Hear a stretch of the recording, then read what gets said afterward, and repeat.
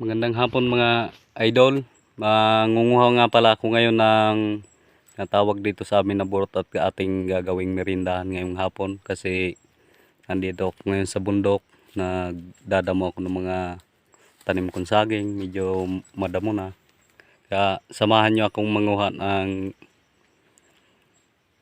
burot kung tawagin dito sa amin. Ito ang puno ng burot mga idol, nasa asukal siya na damuhan. Kaya po siya nito.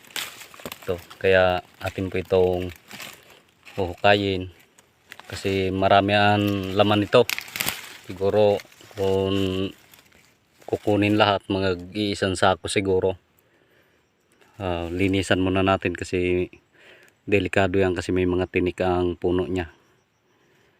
Ito na siya mga idol, hukayin na natin ang barita. Marami ang laman nito. Ayan o, pag labasan na para siyang mga patatas. Ito. Kaso may mga parang mga buhok lang siya na ano, pero wala siyang pinagkaiba sa patatas ang itsura. Ito natin at ito ay marami-rami. Siguro kung kukunin mga mag-iisang sako siguro ito. Kasi yung pagantong December, ito yung pwede kang manguhan ito kasi mas malambot siyang isaing. Ito, dami oh. At atin itong gagawing merindahan ngayong hapon. Yung itsura niya, ito na yung itsura niya oh, pag malinis na. Tapos sasalang na natin to para maluto na, para mamaya may merindahan tayo.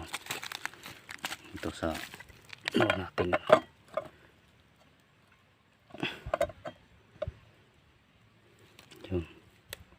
Antayin na lang natin siya maluto. Ito na mga idol, luto na pala yung kinuha natin kaninang burot. Tingnan natin kung pwede na siyang hanguin at ano na, yun. Ang sarap naman ito pang merinda. Saka nag-ihaw na din pala ako ng buro na tamban. Ito yung ano dito sa amin na pang magandang pampares dito sa burot na ating nilaga. Kunin natin kasi medyo sunog na at hanguin na din natin itong kaldero. Ito na pala mga idol, luto na yung inukay natin kaninang ano, burot na nilaga natin. Tara kain mga idol, tikman natin kung masarap siya. Yun, bango ng ano, diba, sa sariwang sariwa.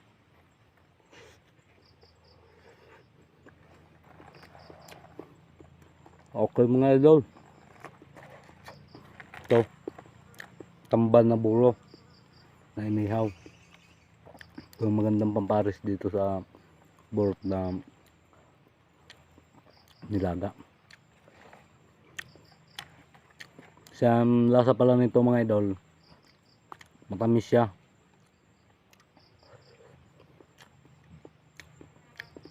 Kaya bagay na bagay siya dito sa buro na medyo may alat-alat na konti.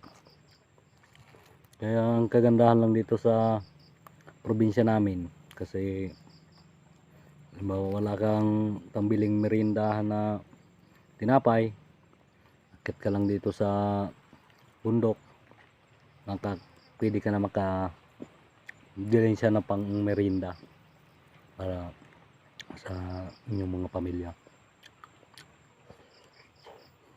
Sarap. Kain mga idol.